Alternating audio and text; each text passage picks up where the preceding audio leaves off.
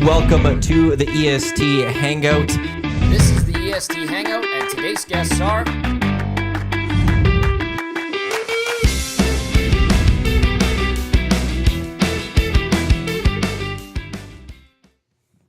Hey, happy Tuesday morning to you. Welcome to the EST Hangout, which is presented by White Claw, Hard Seltzer, Matt Iwanyk, Zachticum, and Doug McLean with us here today live on, hopefully on iHeart, on TuneIn, on EdmontonSportsTalk.com, as well as on YouTube, as long as the power doesn't impact us. Driving here, there was lights out on my way in. So I was like, okay, so there's an issue in the area. And then when I went on the EPCOR outage map, I showed Eric live on the show. We're on the outside, just on the outside of this power outage. But we got that power bump, so we'll see if, fingers crossed, nothing else happening today. I was fully expecting the power to be out because I was listening and then I heard Whale and the Wolf click in. I was like, uh-oh. Texted Trev and he was just like, power outage. That's all he said back. And I was like, what does that mean? And then I showed up and everything seems to be good. So fingers crossed. Well, yeah, knock on the wood that this is, we're all good here.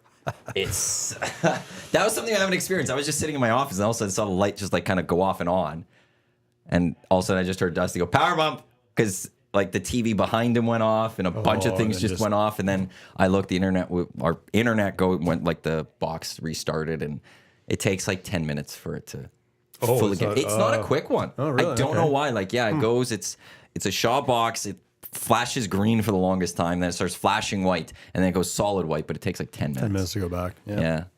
Just what you need. Absolutely. On a Tuesday morning. Nice. Just let people relax, listen to some Whale and the Wolf, and get back to catching part 2 of the Nielsen Show. Yeah. As Eric says, at least it's not tomorrow when it's game 5 game True. day. Yes. So hopefully everything's good and this poll fire gets sorted out. Yeah.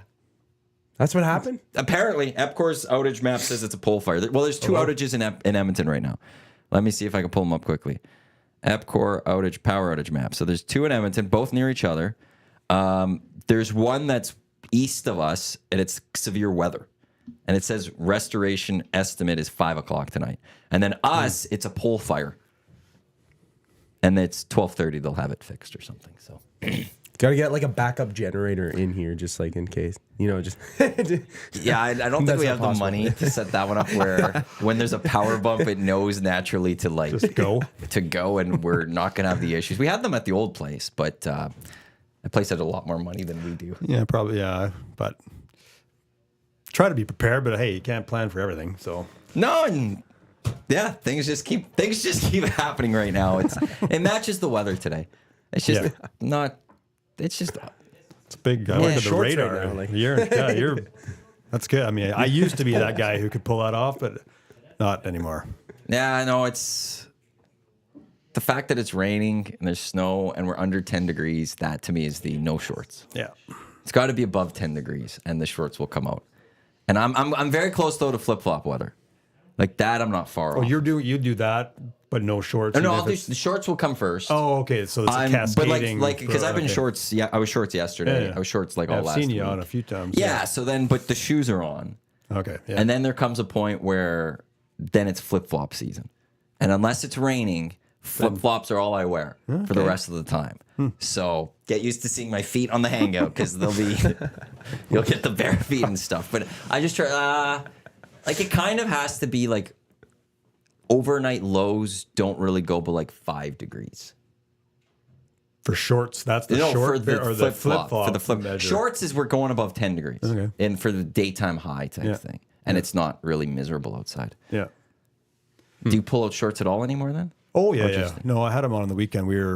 Our family has a farm out while we were just out there for the day, and it was hot, actually. The sun was really hot, but then it would go behind the clouds. It would cool off quite a bit. It's one of those days where you're a little bit all over. But I don't mind shorts. As long as I'm warm on top, I'm good. So yeah, that's true. Like if I'm wearing like a sweater or something, I could really wear shorts at any time. Yeah. To be honest, like just like Troy. Just like the shorts guy, I could wear. Dusty's brother-in-law?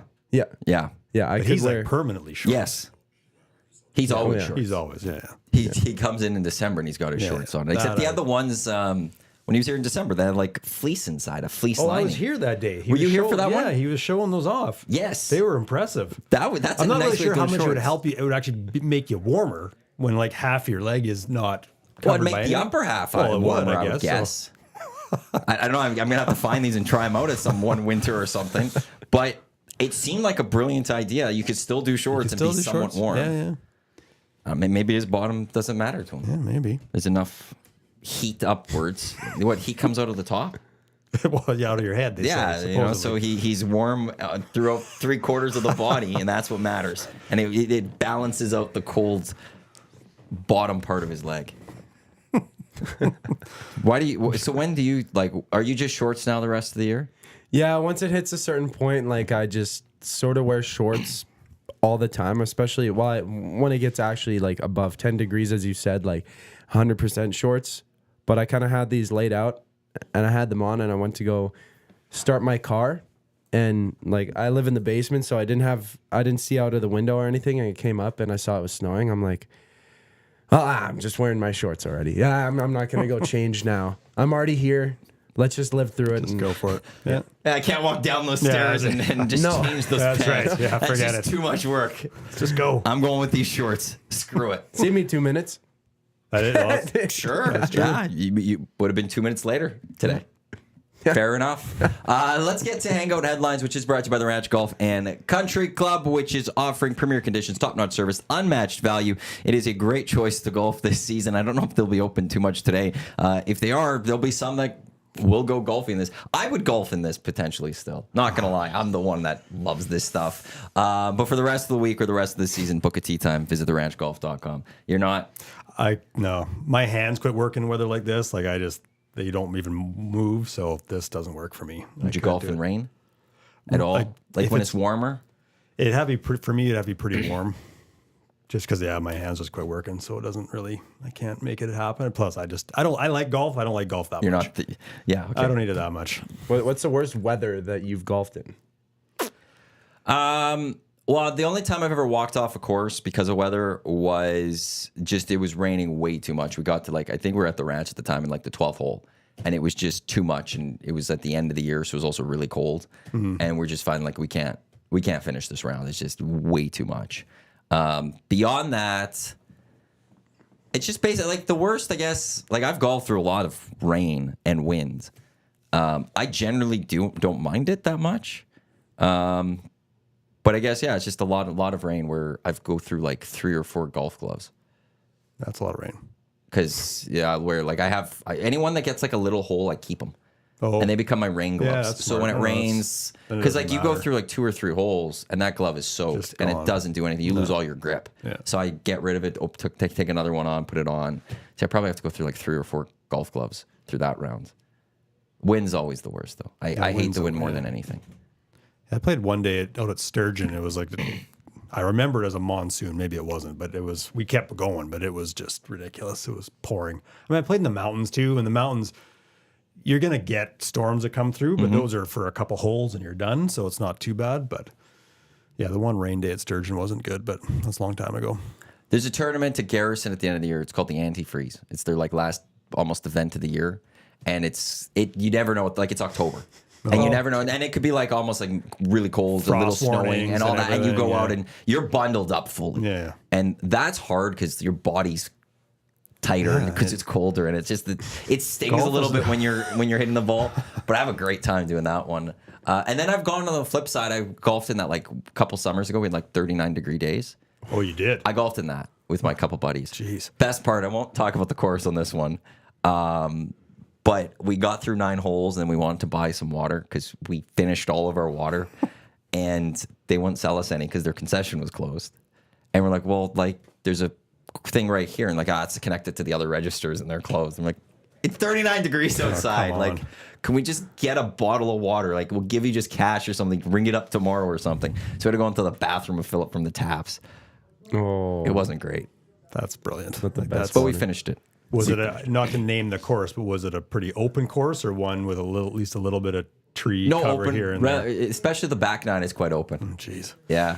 You're a brave So- man, Matt Iwanyk. I love the heat, but it was just also just. That's too it would have been much. nice to have a little extra water to cool us down a bit more. You just can't. I remember being, and this is a bit unrelated. We were down in Dallas 25, 30 years ago for something, and I'd never been in heat like that. And we thought it was August. We thought, oh yeah, we'll go there. There was a basketball court at our hotel. We're we'll go play ball. This will be great.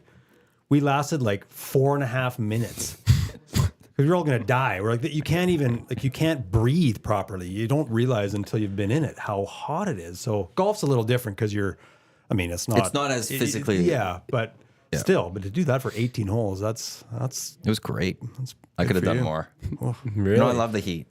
Yeah, I'd rather take the cold. Like minus 40, I'd rather take that than plus 40 any day of the week. I'm totally with you. Not a chance. Yeah.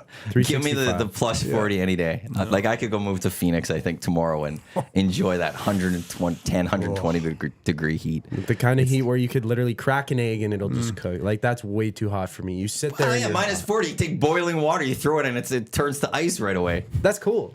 I thought of you could add more clothes on, right? To be warm, but you can't. Yes. There's only so many layers of clothes that you could take off when it's hot too. But then you could sit in a pool too. So it's like, but then the pool's like a bath. It's not a pool. Like unless there's you suntan too. You get the heat, you get the color on you. It's beautiful. That sweat and then you go get the cold shower. You jump in that cold shower after a good sweat. Oh, man, it feels great. Yeah. The buddy I golfed with at that one place, he just texted me saying, should have sold the course out. Screw those pricks. So I won't do it. But yeah, but that's bad. That one wasn't good. Course it is. That's bad. Like, come on, you got people actually give us for free. Yeah, you let us on the course. Just give us one bottle for free. Terrible. There's a Warren Barris who used to work at the Bear, buddy of ours. I will give him credit for this. Because he always complains when it gets hot. And he doesn't like anything above 20 degrees. Oh. But he's also one that will never complain when it's cold. He will sit there when it's 20 degrees and he'll tweet out every year, many times, it's too hot. But in the winter, he will never once say, it's too cold. He never gets upset about the cold weather. And I'll always defend him for that. Just be like, you're consistent. Yeah. You are consistent. He never will talk about how cold it is. So...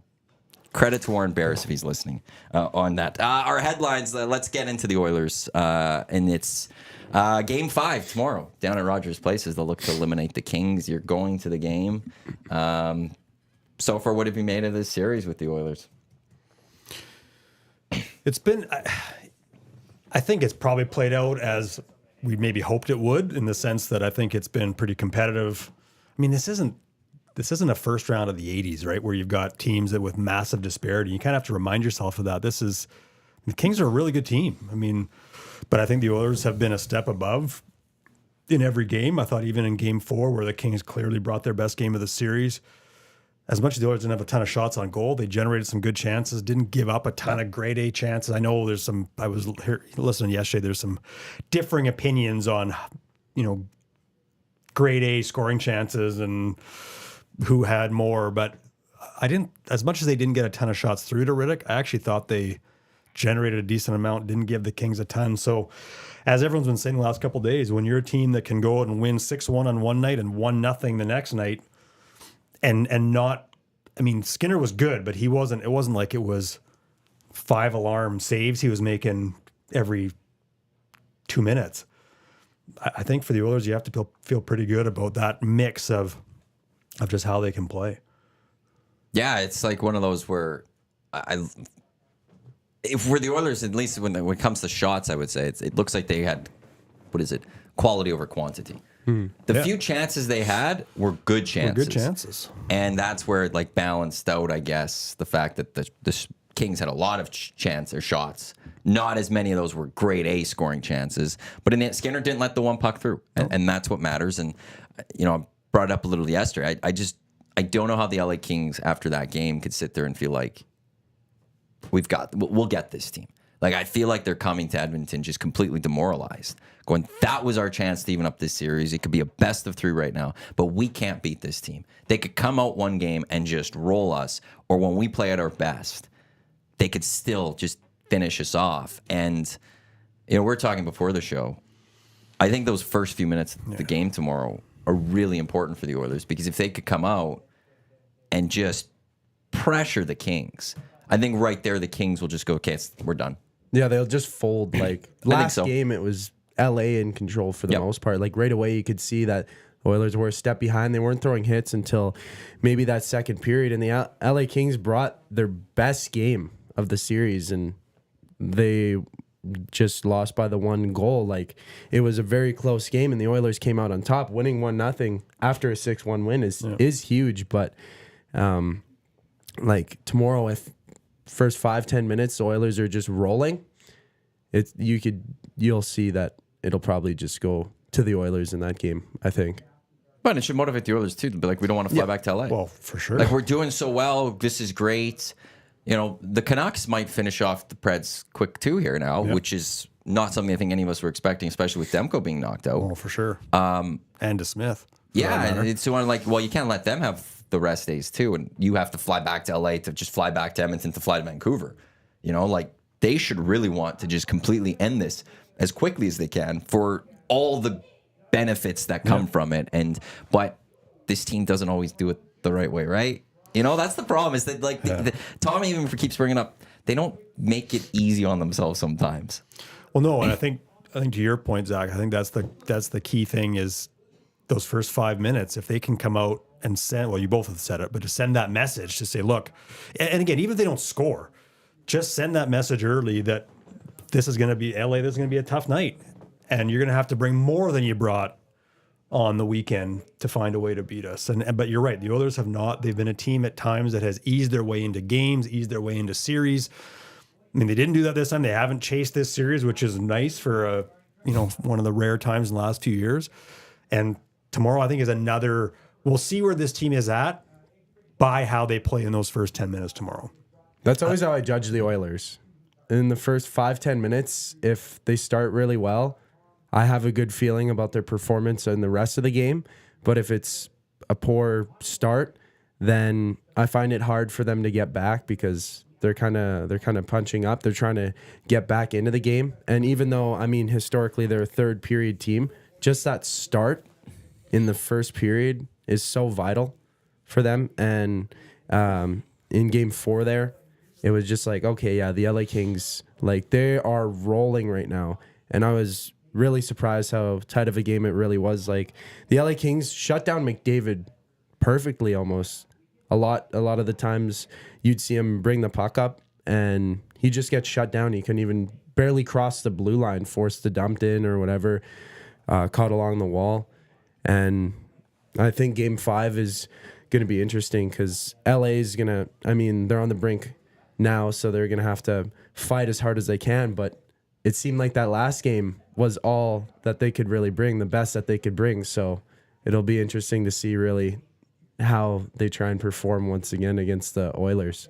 Yeah, like, I don't think the LA Kings have much more game in them. Like, I think we've seen in games 2 and 4 the best of what the LA Kings can be. And in game 2, we did not see what the best the Oilers could be. Like, we know that. Game 4, we saw what the Oilers could be when it comes to, like, it wasn't their best, obviously, but they played a really good defensive game, which is, you also have to know how to win those games. Yep. And it was nice to see that from the Oilers for once, where they found a way to lock it down and win that 1-0 hockey game, which you are going to need later on in the playoffs as well. So that's a confidence thing. But yeah, like, tomorrow, if the Oilers could come out and if they could have a strong, like, first period, the first few minutes, as we're saying, like, yeah, like, this is a team that could always they could win a game in 10 minutes in the third period. That's how good they are. But that's living by and dying by the sword, in a sense.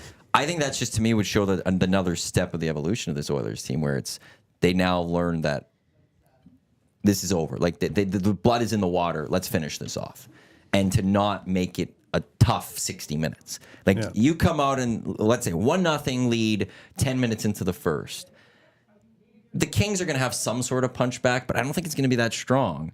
And you could, I don't want to, as easy as you could have, I guess, of a playoff game to wrap this series up, I would think. You'd like it. I mean, look, you have to give the Kings credit. You look over the last 2 seasons. I mean, this is a team. I mean, I know they don't have a ton of guys left from their 2 cup wins, but I mean, you look at Doughty, Kopitar. I mean, this is a team. This is a very proud team. We saw that in the pushback on the weekend. I expect that from them tomorrow. I think the first 10 minutes, if both teams come, it could be, I mean, who knows? It could be nuts in the first 10 minutes.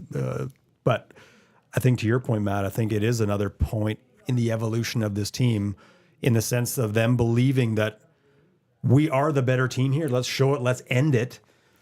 And we haven't always seen that from this team, because you're right. They'll the foot's sit on back. the neck. Yeah, that's right. And you just got to keep pushing. And I think if we can see that evolution tomorrow, then that's a good sign for however far they may go, because we haven't often seen that. I mean, we saw it. If you go back to the Calgary series a couple of years ago, I mean, it was a brutal start, but then they kind of settled in and didn't give Calgary, didn't let them off the mat.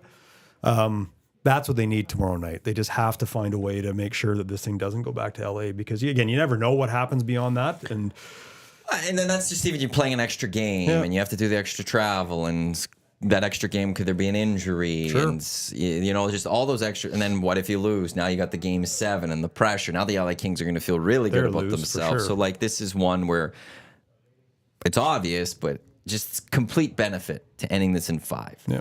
And then you look at perhaps a Canucks team, which I'll jump ahead right now. Let's do the hypothetical. I know the Oilers still have to win one more game. I know the Canucks still have to win one more game, but stars are aligning that it's going to be those two in the next round. The Canucks beat the Oilers 4 times, but the Oilers were never really their full team in either of those 4. And there's no Demko for the Canucks, but DeSmith beat the Oilers twice this year. How do you see a potential series between the Oilers and the Canucks? The Canucks have been a weird team in the playoffs. They get I'm just almost going to crank up 0 your mic a shots. little bit. I think last game they shouldn't have won that game. They came back, frankly, they had 15, 16 shots or something. They scored last 7 seconds in the third period and then won in overtime. So it could have realistically been a 2-2 series. Without your starting goaltender, it's hard. And even though Casey DeSmith has won against the Oilers, whatever, that doesn't really matter. Matty, as you alluded to, the Oilers haven't played up to their full potential against the Vancouver Canucks, and I think the Oilers overall are a better team. They have more experience in the playoffs, and the top performers who should be the top performers for the Canucks have kind of struggled to find their way into the series right now with Nashville, and I almost think that if they're able to continue and I guess get the next game, it might carry on to the next round against the Oilers, hypothetically, which is probably what's going to happen. Knock on wood, but I think knock on wood for one team. Who cares about the other team? Yeah, true. Yeah, bring them. Yeah. If you're the Oilers fan, you hope that the Preds take this 7, and so who cares at that point? But yeah, who cares? But it's looking really good for the Canucks, which is just really surprising to me. Yeah, I know, just third the string way, goalie. And then they won with 16 shots, and then the game before that it was 15 or something. 32 combined in the 2 wins in Nashville over the weekend. So no, I mean, but this is what as much as the Canucks have a great start and everything. Okay, this is a bit of a mirage. When does it drop off? And it hasn't really dropped off. This team, they keep finding ways to win too. They're a really resilient bunch. That Canuck team. And I admit I haven't seen a ton of this series. I mean, I've been following along, but I haven't watched a ton of it. But you're down to your third string goaltender and in a situation where you still find a way to win. And even when your best players maybe haven't been your best players. I know Hughes is a bit banged up and Pettersson hasn't been great for a stretch here now. But there's something about that team right now. And I have family in Vancouver, and I said to them, if you guys get out of the first round, regardless of whether they play the Oilers or not, I said, they become dangerous, because that's when you start to build a little bit of that, hey, guys, we've got something going on here. And I think that started for them day one, when they thrashed the Oilers, and they seemingly haven't let go of that belief. No. Now, that being said, if Demko is out for a while and no one's really saying, it doesn't. I read something yesterday where it sounds, and it was a weird article, because it was sort of, you start reading into stuff, and it made it sound like for his long-term future, him coming back too soon is a potential problem. So I don't know what is. Okay, so on that, I will go. When Farhan, I was on Two Guys in a Goalie with Gager and Cass when that news broke. Yeah. And Farhan Lalji's tweet was that Demko it was the same knee as his prior injury, but a different injury. Oh, okay. And immediately Gager's like, that's bad. Yeah. That can affect you long term because you're dealing with 2 things in the same spot, and because it'd be an MCL and an ACL or whatever it might be. Yeah. And that, like, even he was expecting, like, that could mess with your career. That makes sense because this article didn't really specify any of that. Yeah. And so I'm reading this. It sounded really cryptic and not good. I mean, hey, Demko's a great goalie. I don't want Demko to be hurt. But at some point, again, whether they face the Oilers or not, at some point that becomes a bit of a potential challenge. And if DeSmith is banged up too, I mean, who knows? Like, it sounds like he may play tonight. They weren't sure, but at some point, yes, we've all agreed that goaltending, you don't have to have the next coming of Patrick Roy to win every year necessarily, but you can't be on your third string necessarily and expect 16 wins. Challenging too. So, but hey, again, the Canucks keep finding ways. Like, that's the thing about them, and they've done it all season long. Everyone thought they'd drop off. Tocchet hasn't let them drop off. JT Miller, as much as I questioned that signing when they signed him and let Horvat go, he's the heartbeat of that team. And I'm not saying he's dragging them along, but you have a guy like that, he could drag you along if you need it.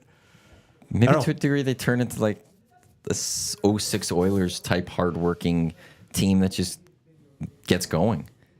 Yeah. Because I'm with you. I thought they were open for an upset to the Preds going into this, even with Demko. Just because they didn't have the playoff experience fully yet, and it's okay. That's the equalizer. And I always said if they win that first round, then they're scary. They're dangerous. They got that experience now a little bit. Not having your goalies though now messes with the balance of that. I think when it comes to Demko too, like I don't think the Canucks will announce him out ever. No. I think they're going to play playoff gamesmanship here. Yeah. And why wouldn't you? Yeah, and just make sure teams have a feeling that maybe Demko can come back, even though.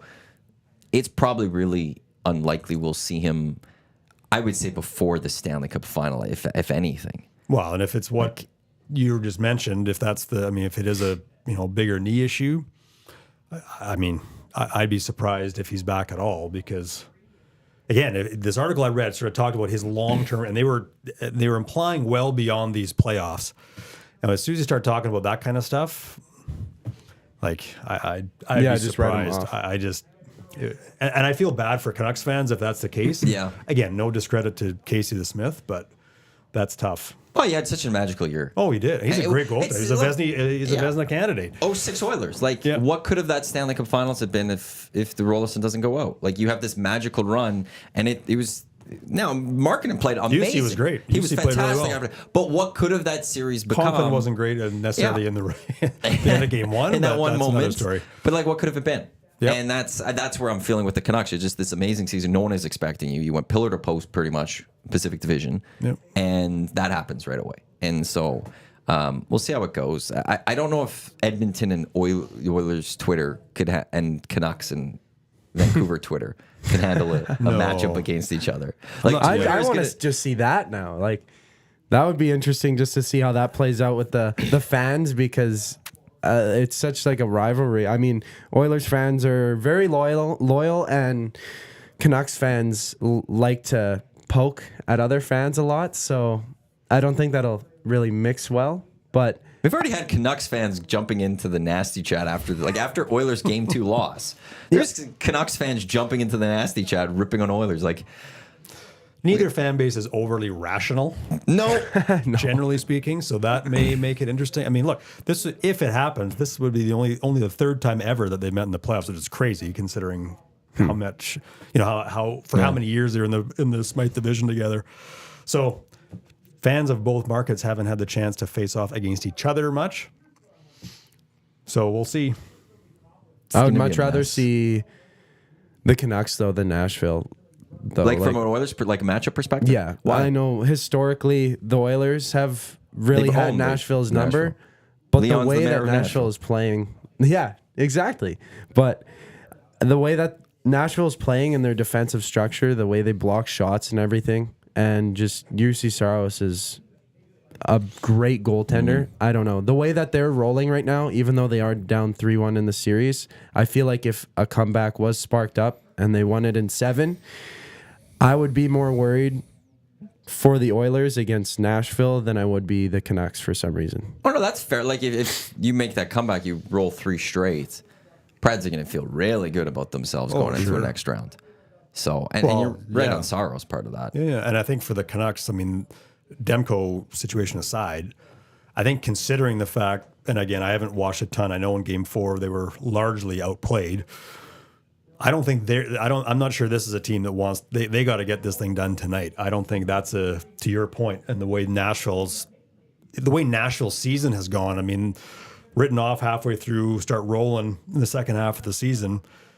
I don't think you want to let that team off the mat, because the way that team's always been built. I'm not sure you want to let that team off the mat if you're the Canucks. I think that's a key one for them tonight. Mm-hmm. This is the EST Angle presented by White Claw Hard Seltzer, the hard seltzer that started the wave, made with refreshingly real flavors for their iconic taste. White Claw, the difference is clear. Matt Iwanyk, Doug McLean, Zachticum with you here in the Nasty Chat. Couple comments. Giant Mike, can't be on your third string goalie. What about Hill again? That's a good point. That's a great point. No, he's right, and it's not. I agree. Like it's but historically speaking, that's a risk. I mean, Vegas was probably a bit of an anomaly in the sense of what they were, and they were so good and so balanced on their back end and with their forward group. I think that was able to support the likes of Aiden Hill a little bit. I mean, we've all said Laurent Brossoit, with all respect to him, if he was the goaltender, Oilers would have won that series. Probably would have won that series. It just changed the momentum a little bit. And hey, the Canucks have been resilient. Like they found a way to win in Game 4 with their third string goaltender and down 3-1 with under 3 minutes to go. So I agree with the texture. It's not out of the realm of possibility they could run without DeSmith or Demko for that matter. Well, the thing is, the Canucks have a history of goaltending. Sure, they get goalies. They find goalies. Yeah. They also get rid of goalies. They absolutely then just get rid of those goalies. But they seem to always find the next goalie or have a next goalie. So maybe they've got a stable that is going, and it doesn't matter to them. Casey DeSmith could be out, and they're going to just keep rolling because they know how to find goalies. It's like Nashville also. They know how to find goalies. Yeah. Edmonton, not so much on that one. Philly, not so much on that one. But some places just know how to get that next guy. So, to John Mike's point, that could really, maybe it isn't a big issue for the Canucks. No, and not, I mean, and this is a team that has a culture of, this is an outsider saying this, but a culture of sort of, underdog status. We're going to find a way to, I mean, look, they got to the 1981 Stanley Cup final, the 1982 Stanley Cup final. I mean, they were not a good hockey team. Found their way all the way to, to the Cup final against the Islanders. Richard Brodeur, a guy that carries them. Even the 94 Cup run, they were not expected to get there and got to Game 7 against the Rangers. You build and I know those games don't matter with now, but there's a culture built up within that organization of a bit of that underdog, us against the world mentality. And I think this kind of plays into it. Hey, we're gonna lose our top two goaltenders. No worry, we're fine. And this is a better team, I think, than those historical teams even were. So that culture that exists a little bit within that Canucks group, I think, we may see it. Genitals. Please ask Doug McLean how often Doug McLean gets mistaken for Doug McLean. I bet you Doug McLean could steal Doug McLean's dinner reservations if he wanted. Do you ever get mistaken for Doug McLean? It did happen once. Somebody tweeted me something. I forget. This is a while ago. And I just responded, I think you're looking for this Doug McLean and that Doug McLean, who spells his name differently than mine. M-A-C. M-A-C, yeah. He very kindly wrote back and sort of laughed, and we kind of exchanged a couple quick messages laughing about it. So it has happened, but not very often. That other Doug McLean was a regular guest on for a couple of years on our shows at the old place. That's right. Yeah. And I talked with him like twice a week, and it was the best. He would just rip into the Oilers at the time off the phone to me and rip into various things. He wasn't a fan of Pierre McGuire. And then he'd come on the air and he'd really tone down what he was saying. If he was going to go rip on the Oilers, it was not anything what he was telling me on the phone. And it was lovely. And at the time, he had only followed 70 people on Twitter, and he followed me at one point, and I felt very proud. And then the change happened, TSN. We became TSN 1260, so he couldn't be on anymore. After a couple of years, he unfollowed me. I was like, I had it for a little bit. And I missed that Doug McLean too. I'd love to get both Doug McLeans in now. You and Doug. I need to fly him in from PEI one day, or if he's in Florida, where the heck he is nowadays. I'm actually reading his book right now. His draft book, yeah. It's good. Maybe that's the way I convince him to get in here. Yeah, it's good. It's interesting. It's sort of backstories of my sense of that he's not a big analytics fan. I'm on the analytics chapter right now. He's not a big analytics guy, but you're not going to find a lot of old school guys that are. But we had Ron Lowe on, and he's like, yeah, it's not for me. I mean, that Doug McLean talks a little bit more about how, I mean, he says, look, you got to understand how to use it was his point, and understand how to. And he made an interesting point of how you got to figure out in today's day and age how to bridge that old school scout eye test group with this. I'm going to sit behind my computer group and not watch anything almost. Yeah, right. And so he makes that point. He's like, look, you can't rely necessarily on one or the other. You've got to bring them together. But it's interesting. It's a good book. It's interesting. I have to go find that one then and give it a good read. I'm trying to read Dune. I've never read Dune. Movies are great. So I haven't seen the gotta... movies or read the books. I have no. The movie's Me fantastic. neither, Yeah, I'm the worst movie guy. Are you? Oh, I've never been a big movie guy, but I've gone into a few of the ones recently. I got lucky. I watched Dune for the first time this year in like January, and then Dune 2 came out in May or March, and originally Dune came out a couple years ago, and like Gager, who's big into Dune, like huge, was like, there was at the time they didn't know they were gonna make Dune 2, so Dune ended, and it was kind of like, the way it ended, like, is this it or something? But now that you could watch them back to back, like, you're in a lucky spot, both of you. Go watch Dune and Dune 2 over like a Saturday and a Sunday. If they got it on streaming services, last time I checked, Dune wasn't on there because Dune 2 came out. I went to go watch the first one, And they pulled it. and they just ripped it off. They off wanted the people web. to get ready to go watch it. Dune is not streaming right now. You could rent it for $4.99. This shows how little. There's like another Dune, is there not? Like an original one, 76 which I or also something, didn't yeah. see, but 84. okay. And who's in this one? Can I quickly find it in here? It's I not was showing a me. kid at the time. I remember it being around. I didn't watch it, but Kyle McLean or something. I have no clue. That guy, if you could kind of look. No idea. Okay. Yeah. Yeah, no, they'll be on streaming soon at some point, but I highly recommend them. I'm trying to read Dune to get through that one. Okay, we can go because I've never done that. Then I'll go to the Doug McLean book, the draft book after. and then maybe I'll try to convince Doug McLean to fly out to Edmonton to join the Hangout and talk not? about his book and then analytics. I'm not sure what he's Doug doing McLean now. and Is he Doug- on? Like, I know he's not on Sportsnet anymore. He was but is he's he- not on Sportsnet anymore, and I think it kind of led to a point of retirement. Okay. In a sense, and I remember when I had him, like he split his time between Toronto, PEI, and Florida. Florida, yeah. Like I'd get him on the phone in random places. It'd be, "Where are you today?" "Oh, I'm in Florida at the beach." "Okay, cool." So like close, he was already at that point, close to retirement. Yep. Although a couple of days ago, maybe last week, I just had Sportsnet on in the afternoon here, and it was the Kyprios show, Kyprios and Bourne, is it or something? Yeah. And they dug on. Yeah, actually, I think he it's- still does. Maybe some stuff, some And podcast I think he still stuff does too. the stuff. Yeah, I think he still does the show with him as like a regular hit or something. Yeah. And then he might do a podcast or something. But he- like, because him and Kyprios they seem to be very tight. Okay, When yeah. Sportsnet got the TV rights and from TSN, like they were the main panel. It Right, was those that's- two yeah, and that's Damien right. Cox, I think. Yeah. And so I think they always remained quite tight. And so, yeah, when the Sportsnet made a change from him, probably 4 years ago or something.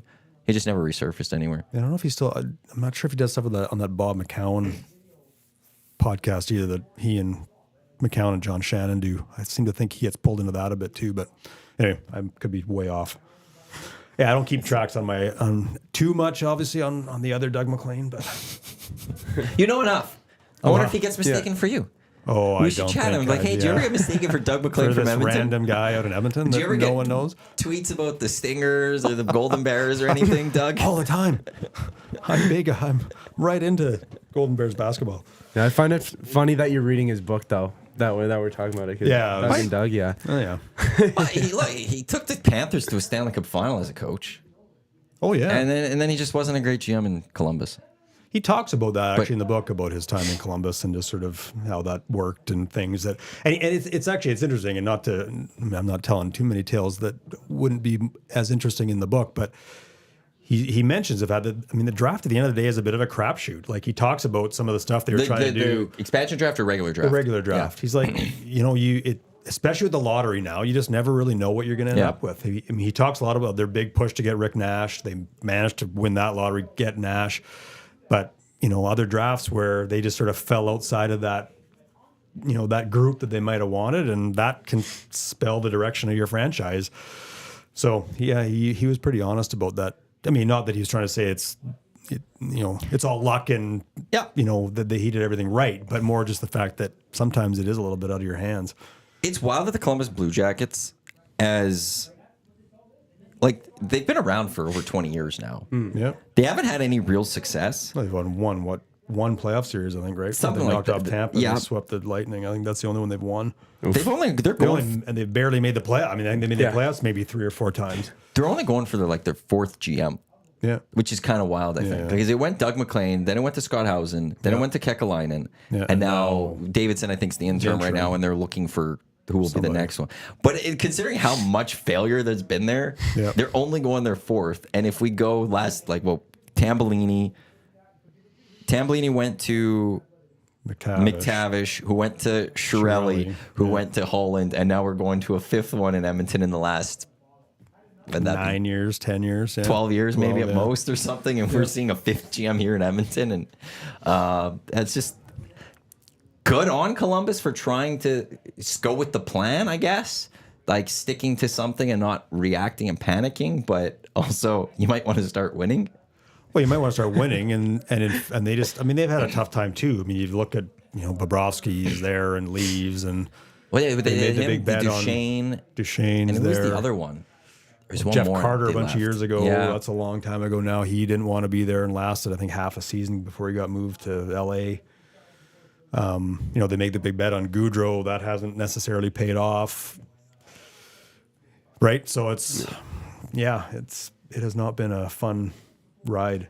And I think it's a town that, I mean, I've been to Columbus once, but it's a town that I think likes. Tommy talks highly that they're a hockey city. Yeah, totally. They do care. They do care. It just hasn't worked yet. And that, we never talk about Columbus like in Arizona where, are they going to move? Like, we need to get out of Columbus? Like, that's the one thing about Columbus. We've never had questions about the future of the franchise. The ownership, as bad as they might be in terms of building a winning product, they're not an ownership group that doesn't have the money, we're not hearing about mispaid bills. We're not hearing that the attendance is poor. Like, they seem to care enough that they could sustain an NHL team. It'd just be nice for that city one day to maybe see some playoff success. I've always conference thought them, final. Yeah, they're always just the middle of the pack. Well, I guess they're worse than just the middle of the pack for most years, but they're always one of those teams where you never say, they're gonna make the playoffs this year. They're gonna make a push. They're kind of just, it's the Columbus Blue Jackets. That's kind of where I had the Wild for a few years. Like, they're always just before the playoffs. Like, they can't make it. They're just a team that floats around in the NHL. Columbus, for so long, I've thought of them as that, and it would be unfortunate to be a fan of Columbus, and they have a lot of skill and some promise, but as you mentioned, they lost a lot of players, I guess, and then Seth Jones went as well, and Panarin was there. Somebody reminded there. us. Yeah, Panarin that's was what there. I was thinking of. They've had players. And really good players. They just haven't been able to keep the players. So it's been part of their Or have challenge. the success. It's the same when they traded Rick Nash. Like, everyone was happy for Rick Nash to trade. Even Columbus fans, because this guy, he served his time. Yeah. He never complained. He was there and was like, he's got to go to greener pastures now. It's not working. I'll always feel for Columbus a little bit. I wouldn't mind one day seeing them be okay. Bootsky, I know how Doug McLean feels. When the Pipeline Show was first on 1260, Guy and Dean thought I was the Kelowna Rockets' Bruce Hamilton. What made it funny is that Guy and Dean were wondering why the Rockets owner was texting in for Badass Jack's trivia. You just really loved the show. Pipeline Show. You just really loved what they were doing for somebody's saying dead air. Do we have dead air? Well, everything says it's streaming, so I'll let me know if there's other dead air. But yeah, maybe the Kelowna Rockets guys just really loved the junior hockey talk. You want to know something? Love Badass Jacks. That's right. I was actually looking at the menu recently. It's good. There's one left still? There's one down on 170th. 170th over here. And I was last week thinking about maybe going to go get it. They don't have a website. I went and it was one of those you could buy it now. So it popped up. So there's not a lot. Yeah, it tells you how many are left. Yeah, there's one for sure down in here in the West End. I've never been. It's good. It's been around a long time. Yes. There was one over, when I was in university, it was over on 109th. There was one, I believe, if I'm not mistaken, like the Clairview area. There was a few. I don't know if they're still fully around though or not, or if it is just the one. That one. Well, I don't bring it back. Let's get Badass Jack's trivia going now. Maybe Doug McLean will start. The other Doug McLean will start chiming in. He'll want to be part of it. Yeah, it looks like there's only one in Edmonton. So, and it is the one over here. Well, so far, EST, we want to bring back Shanks. Yep. A quick conversation was had last Friday about bringing back the Garno Pub. Oh, okay, A quick conversation yesterday about End Zone Pub, returning it to End Zone Pub glory. I think it's like redeveloped, that whole little spot. Yeah, it's a liquor store. Oh, I thought it was something else. Oh. No, it's across the street was the whole development. The whole development, I know that one. Oh, okay, I thought it No, was it's something still else like going it was. on. Okay. It became to Tommy had like Selassie's or something, Oh, and then maybe it's a that's what liquor I'm thinking store, of. but the Okay. daycare is still there. If I'm Good. not mistaken. That's so important. Yeah, that's good. Hey, you got to have those in the neighborhood. and now we'll just start to rebuild the Badass Jack. Jacks franchise. Why not? We can't, we struggle with power, but that's okay. Big things on the horizon. We revitalized lost organizations. And then the Birdie Juice, I guess opening the, what do you call it? The tasting, the revealing on May 11th. That's going to be a good one. Have we announced that fully yet? Yeah, Dusty said it on there. Did he? Yep. I don't even know. Somebody saying dead air. I heard is saying the station can't be played in Canada. So that's going to be a provider issue then, I'm assuming, between one of our providers and iHeartRadio. I don't know if that's the same thing for TuneIn. We're live on EdmontonSportsTalk.com. That doesn't help the people that are saying dead air, though, because they can't hear me right now. I'm just going to double check. I think our stream on our website should still be working. Oh, no, it's spinning. That's good news. Should I go? Well, there's nothing that, like, we're streaming, we're live, so now there's a provider issue. We had an issue with our provider that connected to YouTube on Sunday. We got around that on Sunday in advance of pre and post. But now it looks like there might be an issue with the audio stream part of this. So we're live on YouTube. Well, let me double check that one now. Uh-oh. The Let me brain's see. checking it out. Yeah, YouTube's Okay, good. good. We're Good. good. Someone's saying stream is good for me. YouTube's fine. Not for me. Also, somebody saying bring back Ezzy's. That has been brought up too in our list of things to do. Oh, yeah. So YouTube's good. Something's up with maybe iHeart, TuneIn, and EdmontonSportsTalk.com. Fantastic. Just what Matt needs to hear today. Oh, EdmontonSportsTalk.com is working. So we've got 2 out of the 4 so far. Oh boy, I'm blaming the weather. I'm gonna blame the weather. That's an easy one to blame. Jeez. That's right. Just seems to be like we just something. Every day. Just want like a week off right now when it comes to these things. So apologies for everything that is going on. Listen live down. Yeah, thanks. Damn. So it looks like iHeart and TuneIn for sure. Is it now working on iHeart for you? Oh, okay, good. Okay, so it's jumping in and out. Again, maybe it's the pole. The pole's on fire. Yeah. It's messing with our connection to iHeart and TuneIn. That'd be an easy blame. So about the draft, like how the NHL has the lottery system, Yeah. right? And other leagues like, well, I guess the NFL just has it where if you're the bottom of the barrel, you're going to get the top pick. Yeah. What are your guys' view on that? Would you rather have a lottery or would you rather have the worst team get the top pick guaranteed? I go back and forth. I understand why. I mean, it really. I mean, again, I'm old enough to remember this. It goes back a lot, I think, to the '84 draft with Lemieux as the big prize. Yeah. The '83 draft with Lemieux as the big prize, and Kirk Muller being sort of the secondary prize, and the Devils supposedly tanking to the end of the season, try to find a way to get Lemieux, and Sabres tanking to get McDavid.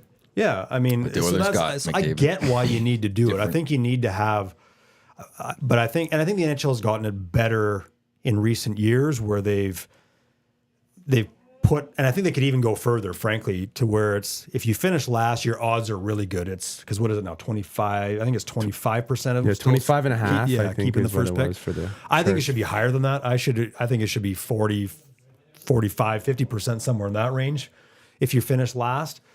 But I understand why they do it. I think it's important. The NBA has had it for years. The NBA, when they first brought it, there was no odds. If you were out of the playoffs, you had just as good a chance of getting the first pick as the team that finished dead last. That doesn't make any sense either. So I think the NHL and the NBA, for that matter, have figured out a better balance. I think you could go further, though, because I think if you finish last, chances are you haven't tanked for 82 games. You've been bad, and there's a good reason for it. And the whole system is to try to replenish your roster. So to me, they've had it right, but I think they could get it even better. Before I answer, where are you with it? Well, I guess here in Edmonton, it's hard to say. Like the last place team should get the top pick because the lottery has been so nice here in Edmonton. I like the idea though of having better odds for the very last team because I think the differential. I mean, it is like twice the odds, I believe, for that first and second pick, and the Ducks, from my understanding, are that second last pick or the second pick. Remember checking that the other day. I think they NHL or That's no right. Blackhawks. Yeah, no Blackhawks. San have like, Jose, Chicago, then Anaheim. yeah, Is that right? yeah. Those 3 top picks. I think they have 16% chance or something. So according to compared to the 25? tankathon.com for the NHL, I love that there's a tankathon.com. there's because if a team can't jump from bottom all the way to the top, so the Sharks overall to retain the number 1 overall, their odds of winning is 18.5%, but having winning the lottery itself. but having the actual number 1 overall pick, it's 25.5. Yeah. So that- Chicago 13.5, Anaheim 11.5, Columbus 9.5, Montreal 8.5, Utah 7.5, Ottawa 6.5, Seattle 6, Calgary 5, New Jersey 3.5, Buffalo 3. Yeah, so that's where I think that number, that 25 and a half, should, in my mind, should be higher. Yeah, like a 30. Yeah, maybe or something whatever like that, the yeah. number is. But See, and I'm on the flip side. I want, like, they have the teams that are Philly, Minnesota, Pittsburgh, which is going to the Sharks, Detroit, St. Louis. They have anywhere from 0.5 to 2.5 of winning the lottery, but they can't get the number 1 overall because pick. they can't move up that far. I would like to see those bottom teams have a little bit more of a chance to win, because the way I look at it is, those teams, they've tried all year. They've gone at it. They're really close to the playoffs. And sometimes when you're in that middle spot, you could be in no man's land. Yep. Where you're not good enough to get into the playoffs, but you're not bad enough to get the top picks. And you could be stuck in a spot like for a long time where you're not going to be able to move out of it. And I think there should be a reward for being a little bit better as opposed to sucking. Like, in the end, Buffalo didn't deserve it too, but the Oilers really didn't deserve Connor McDavid. No. They just were bad at the right time and stuff. And the organization had been bad for too long that they still were bad, and they won Connor McDavid. I'm not saying the fans didn't deserve him, but the organization people running really didn't deserve Connor. I don't mind actually having some of the teams that are like, I don't want to say Buffalo. If Philly won, I wouldn't have a problem. They had a good year this year. They just missed out on the playoffs. I don't have a problem rewarding some of those teams that were just on the outside. So that's the one thing I like. I think at one point hockey did have it where a 16 team like St. Louis now, they had like the 0.5%, but if they won, they got the number 1 overall pick. Yeah. I want that back. If you get selected and you won the draft lottery, you get number 1. And you stack the odds as it is right now. And yeah, if a team that just missed the playoffs got them, so be it. They didn't fail this year. And they get a chance to take that step forward next year. And it also de-incentivizes a little bit of fully tanking. That would make the lottery more interesting too. I mean, I love the good lottery. Yeah. I don't know. I loved watching the NBA when that surprise team would jump up and you're like stunned that this team is getting the number 1 overall pick. I don't enjoy that. I'd always seen the GMs there and they're, behind their little basketballs and guys just being shocked at them, moving up. And for the lottery itself, I think it makes it entertaining, but I'm not personally convinced. I'm not sure I agree with you in the sense that it should be. That's fair. That it should be, if you finish, middle of the pack out of the playoffs, and again, I don't know what the cutoff is. Maybe it's a longer list than what they have now. But yeah, I think you look at the team like Calgary, who hasn't figured out if they want to rebuild, if they want to fall apart. Like, they don't know what they want to do. So they can end up constantly in this middle ground where they're not that competitive, but they're not bad enough to get the player that they need to sort of help Well, if you push them over the top, or not push them over the top, but put them in a spot where they can actually be a more competitive franchise. We didn't have the draft lottery in the early 2000s stuff, but imagine those Oilers teams of the late 90s. They were constantly fighting for a playoff spot, and they make the playoffs. They make it. But some years they won because they never could be a team that would jump to be the top of the West. Now, part of that is the financial system of the NHL and the cap system, but they never were bad enough to drop to the bottom. Now, imagine if one of those years with Craig McTavish and those teams, they had jumped to, like, because what the NBA's done it, the NHL only does the number 1 again, right? I'm trying to remember. Yeah, because for a couple years they did the. Yeah, I know. They keep changing it. Yeah, One time they started doing the 1, 2, 3. Yeah, that's right. Now and I think Detroit got screwed on that a couple times because they always dropped out of the top 3. Like they would finish in with that and they'd drop out or something. Yeah, I don't mind going back to that even where you're drafting 1, 2, 3. And imagine if the Oilers in one of those years got 3. Just like, and they're a hardworking team. They're going at it. They're doing things the right way.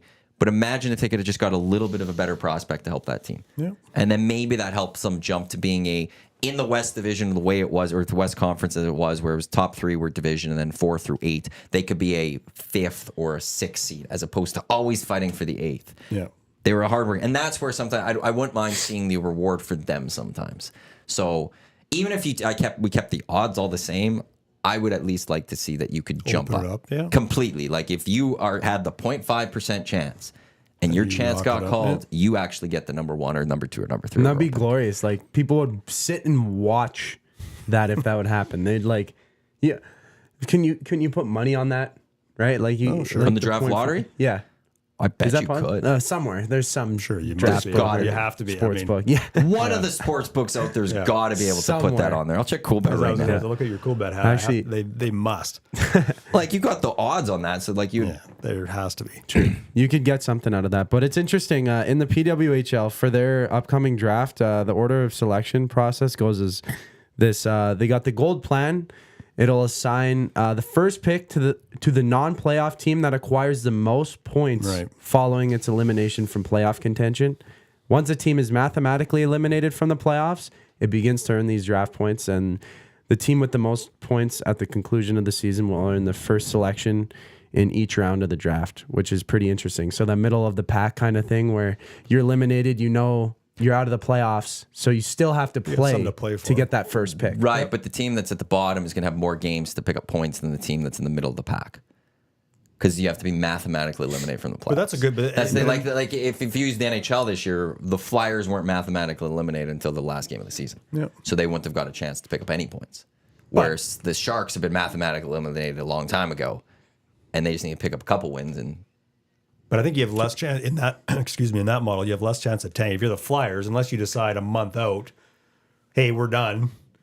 Call everyone off. We'll call up guys from, and off we go to try to earn these points. Mm-hmm. It's a way to at least minimize the tanking, incentivize the latter part of the season when it doesn't really matter. It's an interesting. I mean, I'd read about that before. It's an interesting model for sure. Yeah, I'll be intrigued to see how it plays out. The PWHL doesn't have enough teams for me to. That's the see what would happen in like the NHL with 32.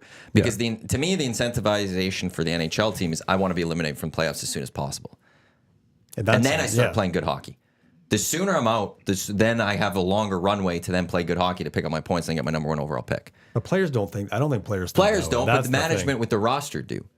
Yeah, and the construction of the roster. And in a cap system, can you do that very easily? You don't field your best roster. Like, the moving up and down would be the thing, but like that's where. I don't know. It'd be Could you call up the couple of younger guys at that point once you maybe you have a young prospect that you're ready to call up, but so I'm going to keep in the minors this year until we're eliminated. Yeah, and then I'm going to call him up because I think he can maybe help us get some points.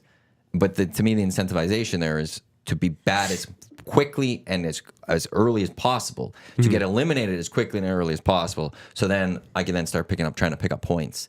Because naturally you're going to win some hockey games. But if you're not very good, if you're eliminated early, but you're going to win some points at that point.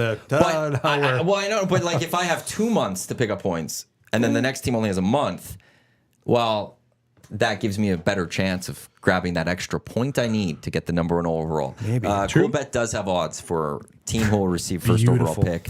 Sharks are plus 270, Blackhawks plus 550, Ducks plus 700, Blue Jackets plus 850, Canadians plus 950, and then so forth.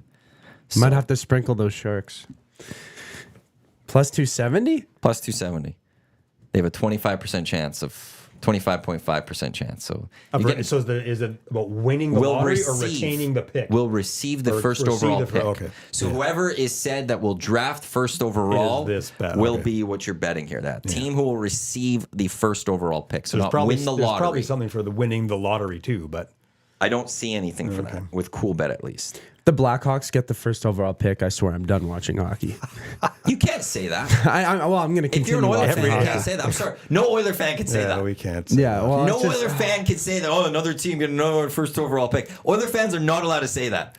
Taylor Hall, Ryan Nugent-Hopkins, Neil Pittsburgh, Yakupov, Chicago. Connor McDavid. Pittsburgh, that's Chicago, fine. and Edmonton That- can't. It's just the history of what happened. Their first overall pick should have been taken because of what That's a happened fair in the point. history. That's a If fair nothing point. there happened, I would not care. I would be happy for the Blackhawks that they have a future. Not that I'm a fan of the Blackhawks, just the fact, hey, there's going to be a team with these superstars now. I mean, they had Kane and Taves, Yep. and then if they get Bedard and Macklin Celebrini after the circus act that happened, that would just be ridiculous in my mind.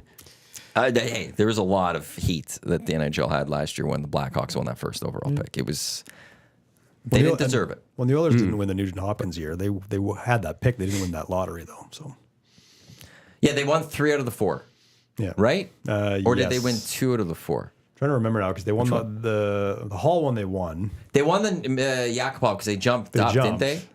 Yeah, I'm trying to remember. And then I now. think Devils won. Devils won the Nugent Hopkins one Yeah. because they jumped up and got Adam Larson. And then because you could only go at that time, you could only go 5 4, spots or 4 spots. I think it was 4 or spots. 5. I think they went from 8 to. I think they went go from 8 to. 'Cause they drafted second. Yeah, so they went from. So- anyway, I can't remember Yeah. exactly how it all played out, but yeah, they didn't win them all. But anyway, point being, But they got the number all. But that's the Pittsburgh, thing. Chicago, Edmonton. Fans can't talk No. about anything lottery, No. draft related ever. No.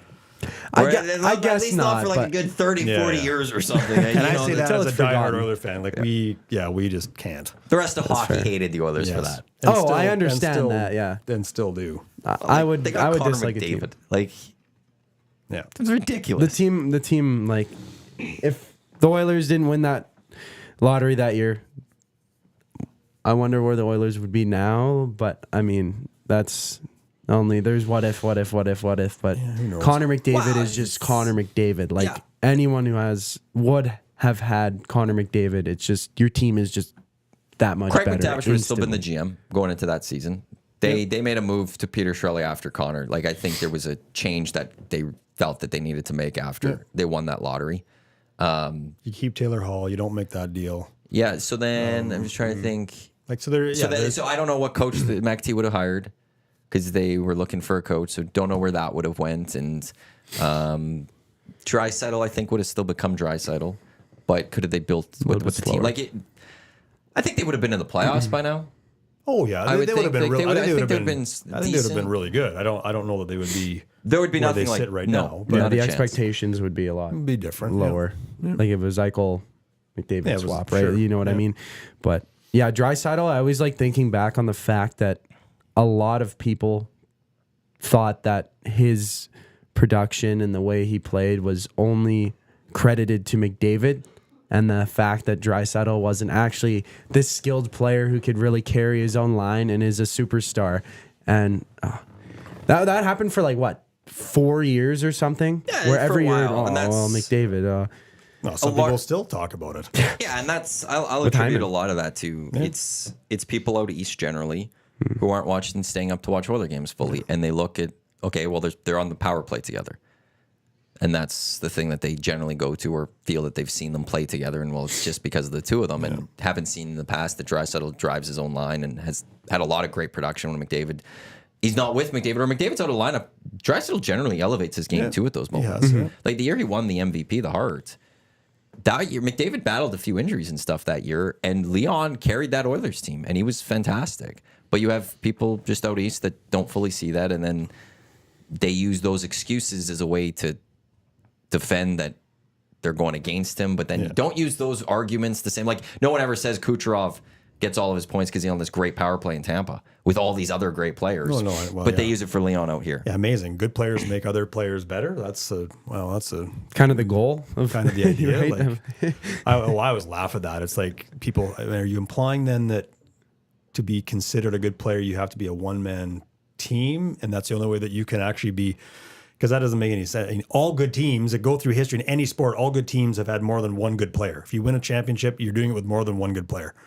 I don't care what sport it is, you have to. So to suggest that those players don't help each other out, make each other better is just absurd. And the use of the Hyman example is another really good example too. Yeah, has Hyman benefited by playing with McDavid? Hell yeah. But has Connor McDavid had the benefit of playing with a guy that's just steadily gotten better?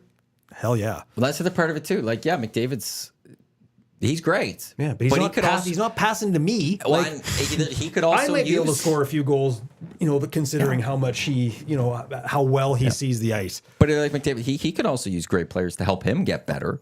Absolutely. And so he needs that as well. A couple comments I want to get to. This is the EST Hangout presented by White Claw, Hard Seltzer, Matt Iwanyk, Doug McLean, Zachticum with you here. Dean Belanger in the nasty chat. The one thing that everyone forgets is Mac T was managing the cap really well. Yeah. They would have had a ton of cap space plus 2 guys that won the Hart Trophy playing on their top line. I'm guessing that's Taylor Hall. You're talking about there, so you don't make the Hall for the Larson trade potentially. McDavid's not here. The Hall for Larson trade doesn't happen. Eberle's probably here. You don't make that deal because you're not trying to. I mean, your cap situation in the long run looks totally different. Stamp hater. People often forget the Oilers would have never gotten McDavid if not for the NHL moving the odds with lottery picks because the Oilers have multiple number 1 overall picks. Proof karma exists. Yeah, everyone was so upset that they just kept changing things. Rory, not McElroy. I agree with Matt. I think every team that misses the playoffs should have some chance at the first overall pick. Simple solution. Last place team, 16 balls in the bin. Next gets 15, then 14 until 16 gets 1 ball. Draft the whole first 16 picks order. I'd be excited to watch that. Do all picks? Oh, okay, that's a different. I don't mind that. Do all? Is that Don't what that you be said? something? You draw until and then, the only time I could recall them ever doing that was after the lockout in 04-05 with the Crosby. They drafted all the picks because there was no season prior. Yeah, and they. What was it? A 3-year running average, something like that. That you got, and there were 3 categories. There was a 3-ball category, a 2-ball category, and a 1-ball category, as I recall. I think the Oilers were in the 2-ball category, if I'm vaguely remembering, and ended up 25th. And that was an exciting draft lottery. It was fun because everyone had a chance. I was in London, so I didn't even know, and I was like scrambling around trying to find. This is 2005. I'm trying to find internet somewhere to see what the heck happened, hoping that Oilers get. There's actually, I think it was the Edmonton Sun that ran on the front page. They ran a Photoshop picture of Mark Pouliot and Sidney Crosby in an Oiler uniform. Really? Yeah. Before I remember that I was working at the U of A, and we had that showed up at the athletics office. Anyway, so But yeah, obviously we did not get that. We got Andrew Cogliano, who's been a really good pro, but once he left Edmonton, he realized he couldn't be a center and worked hard at being a winger. And he had a great NHL career because of that, because he was willing to shift. I wouldn't mind the NHL doing that once in a while. I don't know how you would get away with it. Once every 10 years. But it's not. I don't mind. Let's try different. Well, no, just do it where everyone's in the draft in this lottery for something. I don't know what that would be for, but we get that one television show once every 10 years where everyone's in some sort of draw. They just start over. It's like the reset button on the league. Full draft. Just a draft everybody. Just open the. Open everything up. I do have to get this text from Jasmine. This one's for me. Did I miss Matty go off about the Lakers and Darvin Ham? I was waiting for this. I heard Darvin Ham better be fired in the next couple of days. That's all I'm going to say. He wasn't good last year. They ended up playing really well in the playoffs. They got to the conference finals. I then was okay with Ham, I guess. Looking back, that was the mistake. He needed to be fired. They could have got Nick Nurse. He was off his timeout, man. His timeouts were the worst. Going into yesterday's game, I won't go off too much on the Lakers, I promise. Where's my text to Clausen? So going into yesterday's game, Nuggets 3-1 lead. For 14 minutes of the series, it was tied. For 41 minutes and 53 seconds, the Nuggets led. For 136 minutes and 31 seconds, the Lakers led in that series for the first 4 games. It's ridiculous. And they just couldn't hold on to leads. And part of that is, when there's a run, call a timeout to stop said run. Regroup. Poor lineup choices. Darvin Ham was a trash coach in the end. He was trash. And if he's not fired, I will be furious. Because then I think LeBron might leave. And then I don't know what that team looks like. LeBron and AD were great these playoffs, and Jamal Murray just crushing to the Lakers. Two games of this series. But there's a good example back to, and I watched a little bit of that game last night. I didn't watch any, quickly before I didn't watch anything on Saturday, and they won. And I went I can't watch a Lakers game for the rest of the first. With the Oilers. That's it's one of those. Yeah, it was. I can't watch this. I won't watch this because in the one game I didn't watch, they won, so I'm out. I watched a little bit. I watched not a ton, but I watched a little bit last night. But it kind of go back to our Oiler point earlier about Game 5, get it done, finish it off. I mean, the Nuggets, that was not an easy series. When I was watching the post-game stuff, I mean, it was clearly not an easy series, as the numbers you just alluded to would indicate. But there's a team, won it all last year. They know how to win, and just pretty methodical in how they went about doing it. I mean, again, a talented team with Murray and Jokic. and Porter, etc. But yeah, it's a team that clearly, hey, we're trailing, there's no panic, and back, not to bring this to hockey, but that's sort of back to the Oilers. Like don't let a series linger. And I'm sure for the Nuggets, they're happy that this series, because if I'm facing LeBron, I don't care who else is around him. I don't want this series to linger on. Well, you got the Timberwolves who swept the Suns. Yep. The Lakers in the end, the Lakers actually challenged the Nuggets really well. Last year, the Western Conference Final was a sweep. It wasn't close. Yeah. This year, the Lakers, again, I read the numbers of them leading. Yeah. They blew 2 10-plus point leads in the second half. Last in the first 2 games, they could have been up in this series, or they could have had this series tied, or they could be really close 3-2 going back or whatever. Like it could have been a much closer series if they figured out how to close basketball games. Yeah. For the Nuggets, you go back to Denver 3-2. Yeah. Well, okay, now you're playing Game 6. Yeah. And who knows with LeBron and AD and the way that series is going, are they going to force a Game 7, or that would have been back to LA, force a Game 7 while the Timberwolves are just sitting. Yeah. And so there's, for the Nuggets, finish off this series. It was tight. It was close. I also think the Timberwolves just rolled through the Suns so well. This benefits the Nuggets even more, that they were playing tight games. I think it does, for sure. Yeah, I think you're right. I think that, and again, a team that's already battle tested from having won a title a year ago. Yeah, no, I think that's, and a Minnesota team that, and again, I don't watch it as much NBA as I used to, but a Minnesota team that itself is trying to figure out, they're new to the scene, right? At this like that's top exactly level. It. So this is a team that talented, no question about it, but one that, and you see that in the NBA, where I'm not sure in the NBA you necessarily, unlike hockey, it seems like the learning happens a little differently in basketball, or at least historically has. So it'll be a good series between Minnesota and Denver for sure. But yeah, I think a Minnesota team that maybe lacks a bit of that playoff experience that the Nuggets have certainly built up. How great would it be for Nuggets, OKC, SGA versus Murray, conference finals? And can I just say, just don't get hurt? Oh, 100%. Yes. Stay healthy. Stay healthy. But like that, how cool would that be for Canada? We could have a Western Conference final in the NBA where the star of one team and then the second star of the other team are the Canadians. Yeah. That's just ridiculous. Oh, that'd be good. It'd be amazing. I'm like Minnesota. I'm not there with OKC too. I think probably, yeah. I think there's a lot of learning to do for playoffs, but we're in a great spot for basketball in Canada, and that's the backcourt in Paris. Oh yeah, you have a tight game. I'm liking Canada's chances. Like if Canada takes on the US, it's going to be tough. Yep. But if you can make it close down the wire, I think Canada could pull it out potentially in a one-game winner-take-all type thing, not a best-of-7. I think Canada could do it, especially when you have Jamal Murray and a finalist for the MVP and Shai Gilgeous-Alexander right there. Yeah, and I mean, and Canada has good depth too that they can throw out. The U.S. is going to be a little bit of I haven't seen their full roster, but I know they're going to be a little bit of an older. It's not as scary. Yeah, it's a little bit of an older. It's kind of like here's our one last run with some of these guys. Quickly here. I know LeBron's there, Curry's there. I mean, again, these KD's are there. Yeah, so these are some of the best players of all time. So, but to your point, Matt, in a one-game showdown, pretty deep Canadian team. I don't know. I don't mind it. I know I tweeted about it not too long ago, so I got to see if I could quickly find it here. Yeah, I know I saw the list somewhere. Here we go. And I know they added late Kawhi Leonard, but Kawhi's now battling his things, his injury. Steph Curry, LeBron James, Kevin Durant, Jason Tatum, Joel Embiid, Devin Booker, Tyrese Halliburton, Anthony Edwards, Drew Holiday, Bam Adebayo, Anthony Davis.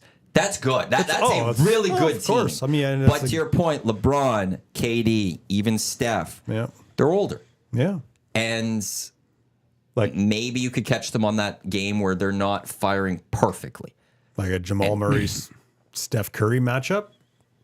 it's a bit of, I mean, It's not like you were looking at the U.S. are going to win by 20. No, exactly. Right? That's wild to me to say about a Canada-U.S. potential matchup one day where we're sitting there, we're going, it's not the U.S. have the over-under set at like the spread at plus 20.5. Yeah. Yeah. Give me this summer.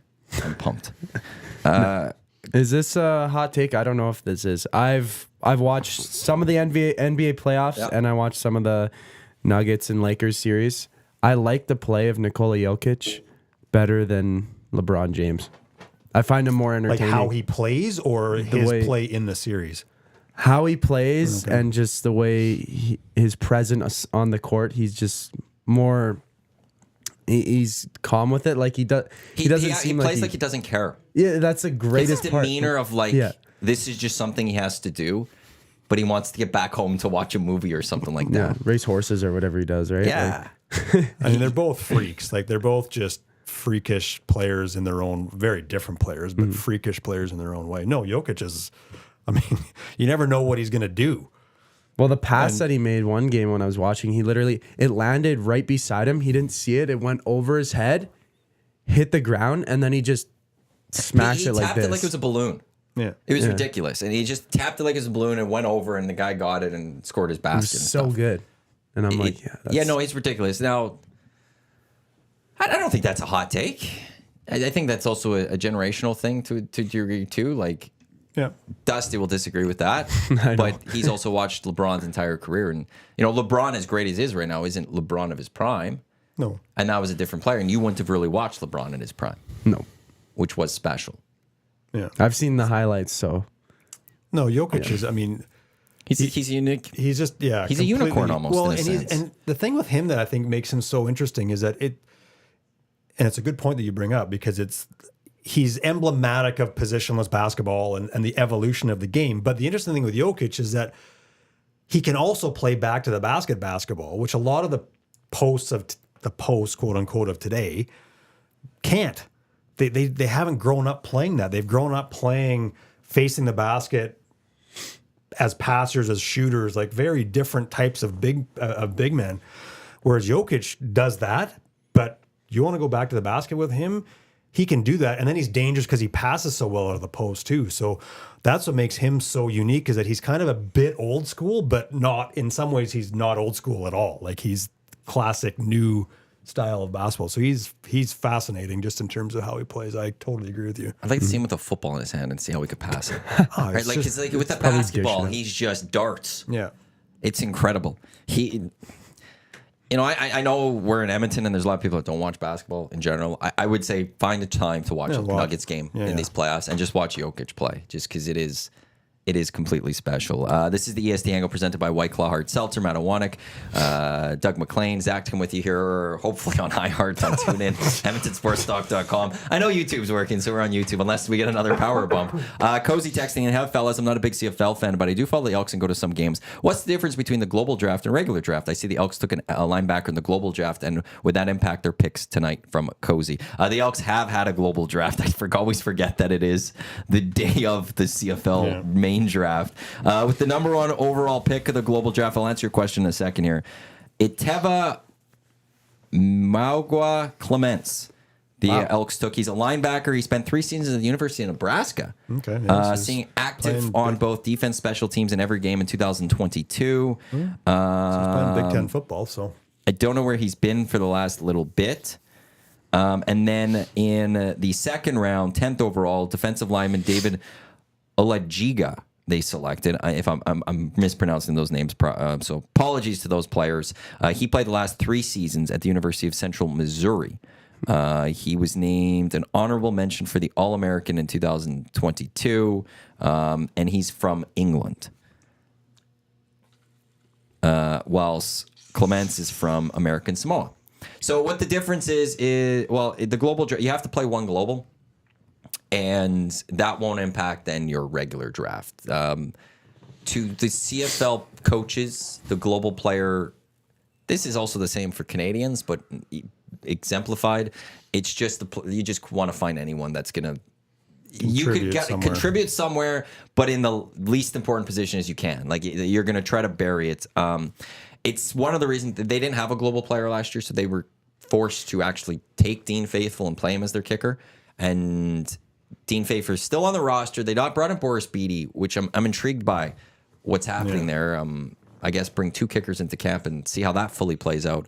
But that's not going to impact what the Elks do later tonight with their first overall pick, I wouldn't think. It's nice that they grab some guys with NCAA experience and U.S. college experience. That's always good to see. It's also nice that they have a couple guys that maybe, like, again, you only need to play one global player. Where's one of them will be special teams or something. You have to play one global player? You have to have one global player. So there's a certain amount of Canadians. Yeah. One global player, and then you could play Americans the rest. Oh, I didn't even know. I didn't know about the global part. I knew the Canadian part. That's much more Like recent. 5 years or something. It was Randy Ambrosie's 2.0. CFL 2.0. It's been a brilliant 2.0. It's great. League's grown so much. So It's been fantastic. So I remember being at the press conference in 2018 when he announced this. So that's when it was, because I was sitting with JMO, and the way, like, it was the worst way to sell this, because you're trying to be like, we're going to grow this game, we're going to be global players. And of course, his example he goes is we'll bring like maybe a Mexican kicker. You're like, well, don't relate this to soccer and the kicker. Like, don't you want to get a linebacker or a receiver or something? Like, you just went to the low-hanging fruit there, Randy. Well, I'll have to check it. Aldo Galvin, the Regina Rams kicker, he's Mexican. I don't know if he might have been selected in the global draft today. Oh, yeah? He might have been. Wow. Because he wouldn't, well, I shouldn't say it. He wouldn't qualify. I mean, he's not Canadian, so he wouldn't qualify for tonight. Yeah, you know what's weird? But he played 5 years and... Yeah, there should be some sort of there should be consideration given that if you play your entire collegiate career in the U sport, that's Canadian. Yeah, I agree completely. Yeah, they don't do that. No, they haven't. I mean, it's always been about protecting Canadian players, which I understand too. But that helps grow U sport. Yeah, and that's in itself protecting the future of Canadian content. Because if you're trying to grow U sport and U sport becomes stronger, then maybe a Canadian might be debating one day, well, do I go to this Divs 2 school in the US or do I stay here in Canada and develop more Canadians? You play a full career in Canada, I think that should be give you credited. something, I think, yeah. How long is a global draft compared to the only 2 regular rounds. draft? Oh, okay, so And then you the just get CFL Draft 7, I believe it is. Yes. Yeah, I believe it's 7. And the Edmonton Elks have the number 1 overall pick today. 6 o'clock, TSN. It's always so much fun. I don't know. I enjoy watching that broadcast. It's very CFL, the broadcast. Like, there's not, like, we go from the NFL draft last week, Detroit, massive TV productions. ESPN has 2 different feeds. They have the college game day feed you can watch with those analysts. You have the regular ESPN analysts. And then we go to the CFL draft where I don't know if it's Farhan. I don't know who's the host. Usually it's Farhan, but I don't know if he's going to be busy with the Canucks. So if there's someone else at the panel, and then you got Marshall Ferguson and Dwayne Ford, and then they awkwardly throw to Randy Ambrosie, and he awkwardly announces the next pick. And it's very CFL, and I love it.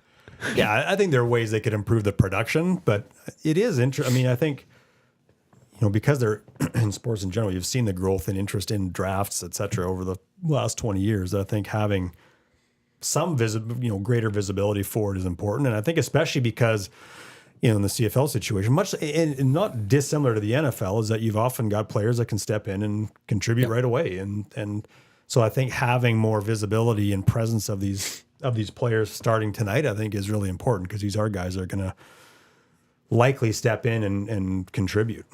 Well, Joe Blanco, who's expected to be the number 1, well, CoolBet has the odds that way. It looks that way, but you've been reading. You just before the show, 3 Down had a bunch of different. 3 Down had places. a whole bunch of they were. I mean, that was their draft order. Like they wasn't necessarily indicating who would go where, because they even had like Giovanni Manu, who went in the 4th round to the Detroit Lions the other day. They had him as the 6th rated. Which always messes with the CFL draft. Which completely messes it, because Manu's not going. No. He'll get picked somewhere today, but he's not going high. Otherwise, he might be going high. But he won't be. Because if you're especially if you're the Elks or the Red Blacks or something, you're not risking an NFL player that you might not have this year. You want to get someone that could play. Yeah. If you're a team like Winnipeg, usually in the 1st round you don't risk that. Yeah. But in the 2nd round, you might take that chance early. Be like, you want to know something? Another team might grab him in the 3rd round. We're good with our Canadian content right now. We have a good team. Yeah. We'll take that chance of this guy that maybe will join us in 3 years from now. Yeah, like and Theo that's Bennett a fun being part. a good example of that. The other tackle with the UBC Thunderbirds, who I think signed a development deal with, I want to say it's Miami. I might be wrong on that. I expect he'll go today too, and I expect he'll go higher simply because of the fact that better chance you might see him. It wasn't the draft pick; That's it was a signing. Yeah, and then it does make it fun to watch the CFL draft then, because it's, can you get that steal of that player that's in the NFL, and you take that risk, and could they one day come, and how impactful could that be? That 2 years from now, all of a sudden, this player's coming to your team that you weren't expecting, and boom, your team just got a lot better. Yep. But it's fun. Like the CFL draft, it's important. Grey Cups are made because of your CFL draft. Yep. And it's an afterthought for so much in sports in this country. And I get it. I understand. It's also, we just don't know these picks. Like you just named a bunch of players that I'm just going to guess 99% of our listeners had no idea who their names are. 99%. Why? I wasn't expecting you to know it in the first place. No, but it's and the reason that I do is because I broadcast some of these games, so I see some of these players. But even I mean, there's tons of players, guys that I don't even know, and I'm involved in it. So yeah, no, you're totally right. That's what the CFL, like if the CFL wants to keep growing as a league, like the production would be fun to be a little bit better. But again, I'm fine with it as is. If you want to make the CFL draft better and a little bit bigger, and it's always going to be tough. You got a Jets elimination game tonight. You've got the Leafs elimination game tonight. Totally. Like you've got NHL playoffs. It's not going to be easy to go up against that ever.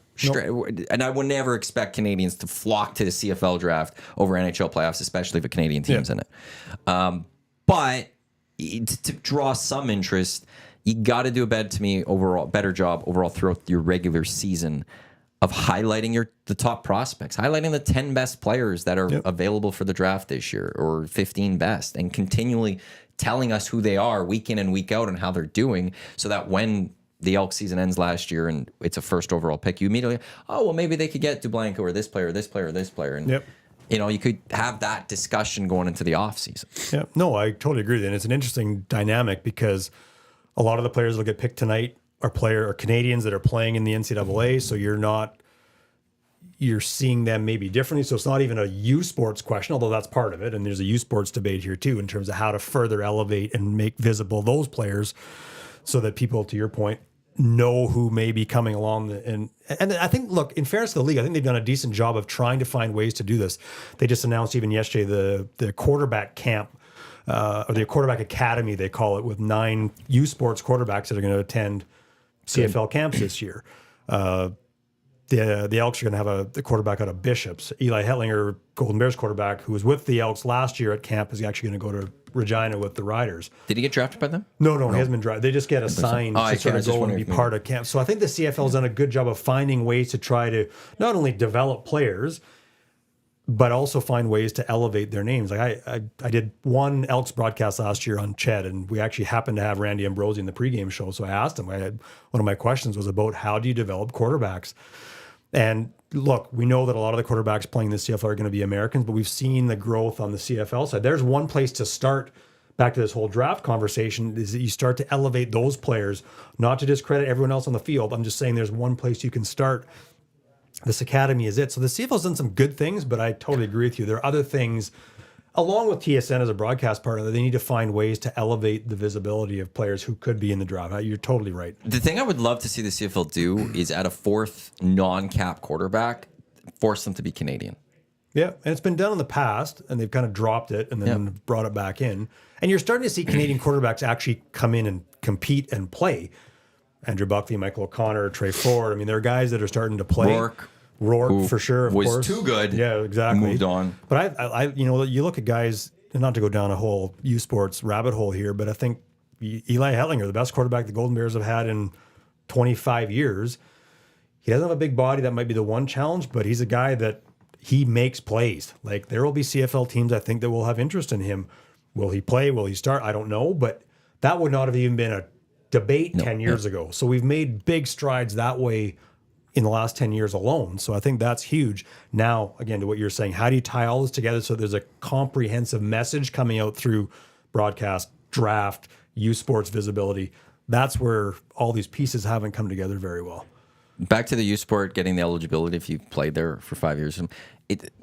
You don't have to be American or Canadian. You just parent has to be Canadian. Well, yeah, Dublanko, exactly. Dublanko was that. Alex Singletary was one who grew up in the States and stuff. Yep. So, I get that it's there to protect Canadians, but But Singleton, Singleton's been a great ambassador for the CFL, and he keeps tweeting about it. Yes. Exactly, but it's one where it's like, so there is we already go do the exemption one way, so let's do the exemption the other, where it's if you want to live in Canada for 5 years and play collegiate in Canada for 5 years, then you should be considered then Canadian content or national or go back to what we used to call them imports, non-import. At that point, you're really non-import because you've played in the Canadian system and stuff. So. And the reality is a lot of them, and I mean, I'm guessing here a little bit, but I suspect a lot of them, if you come and go to school 5 years wherever, and you're from another country, good chance are you stay here anyway. You become a permanent resident, you become a citizen. So it's not as though, the argument will be, well, no, we got to protect Canadian roster spot. And no, that's fair. But at the same token, these are people that are likely or have and will likely continue to contribute to our provinces and cities in our country by staying here. The Grey Cup winning coach, Jason Moss, lives in Edmonton. Absolutely. He's from California. That's right. Right. There's a lot of CFLers that just make Canada 100%. Their home afterwards. And so they become de facto Canadian. Some of them get the citizenship, some of them don't, but they live here, they pay taxes here, they contribute to our society here in other ways, and it's honorary Canadians in that sense. So CFL Draft tonight, 6:00. I legit don't know who it is. I do know, though, whoever the Elks are taking first overall, we will have them on the show tomorrow at 10:00, part of the Hangout. So I'll be intrigued to see who it is. I'll be watching tonight and then doing some prep for tomorrow afterwards. But we will have the pick of the Elks tomorrow on the show, who I think will be doing a media tour here in Edmonton. So look forward to that. And won't lie, that'll be my main focus tonight. I'll have the other stuff on my computer. The CFL Draft comes once a year, and I'm with you. I'll take that over the Leafs any day. Yeah, they'll lose anyways. And look, they lose and they're miserable and we're just happy, so I don't need to watch it. Or they win and there's another game we have to listen to about the Leafs, so I don't need to deal with it. And then next series we get Chris Cuthbert and Craig Simpson likely calling the Oilers games. That's what I would envision there. Why'd your eyes get big for that one?